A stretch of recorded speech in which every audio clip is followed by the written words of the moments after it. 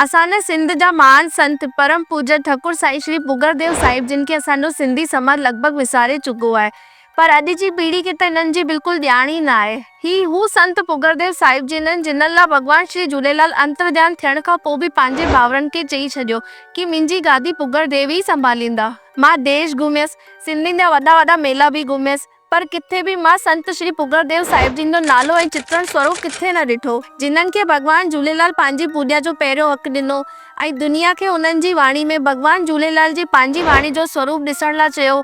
हुआ संत पुगरदेव साहिब जिन। पाण सिंधी ॿी जगह त छॾो, झूलण जे मंदिर में ऐं भॻवान झूलेलाल जे मेलनि में भी इन्हनि खे विसारे चुका आहियूं, पर भॻवान झूलेलाल जिन्हनि खे धरती ते पुट जो दर्जो ॾिनो, या चवां जंहिंखे अरिड़हं शक्तियूं 7 निशानियूं ॾिनियूं, उहे हुआ संत पुगरदेव साहिब जिन। मुंहिंजो मञणु इहो आहे कि जीअं माता वैष्णो देवी जी पूॼा भैरव बाबा जे बिना अधूरी आहे, उहे भॻवान श्री झूलेलाल जी पूॼा संत श्री पुगरदेव खे यादि करे बिना अधूरी आहे।